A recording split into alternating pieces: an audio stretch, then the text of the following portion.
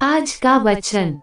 पहला पाठ ईसायाह नबी का ग्रंथ, अध्याय 55 पद संख्या 10 से 11। जिस तरह पानी और बर्फ आकाश से उतरकर भूमि सींचे बिना उसे उपजाऊ बनाए और हरियाली से ढके बिना वहां नहीं लौटते, जिससे भूमि बीज बोने वाले को बीज और खाने वाले को अनाज दे सके, उसी तरह मेरी वाणी मेरे मुख से निकलकर व्यर्थ ही मेरे पास नहीं लौटती।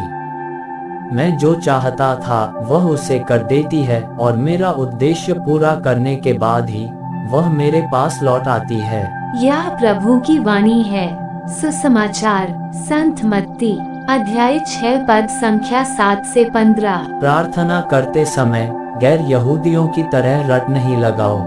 वे समझते हैं कि लंबी लंबी प्रार्थनाएं करने से हमारी सुनवाई होती है।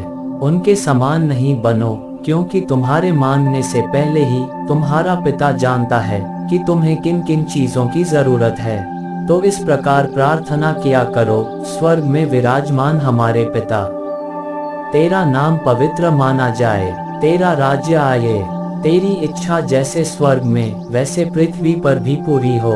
आज हमारा प्रतिदिन का आहार हमें दे, हमारे अपराध क्षमा कर जैसे हमने भी अपने अपराधियों को क्षमा किया है, और हमें परीक्षा में न डाल बल्कि बुराई से हमें बचा। यदि तुम दूसरों के अपराध क्षमा करोगे तो तुम्हारा स्वर्गिक पिता भी तुम्हें क्षमा करेगा, परंतु यदि तुम दूसरों को क्षमा नहीं करोगे तो तुम्हारा पिता भी तुम्हारे अपराध क्षमा नहीं करेगा। यह प्रभु का पवित्र सुसमाचार है। आमीन। आज का चिंतन, जो दूसरों को अपनी दुआओं में शामिल करते हैं, खुशियाँ सबसे पहले उनके ही दरवाजे पर दस्तक देती है।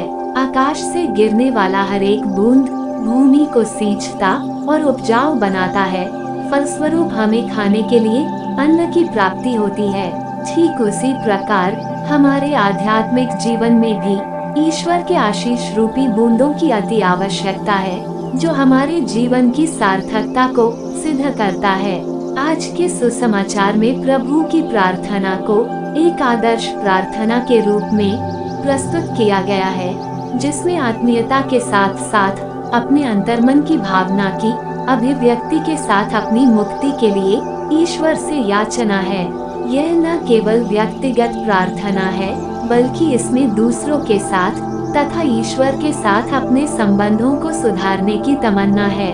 आज हम मनन करें कि क्या हमारी प्रार्थनाओं में अपनी इच्छाओं के साथ अपने जीवन को बेहतर बनाने की मंशा है। आमीन।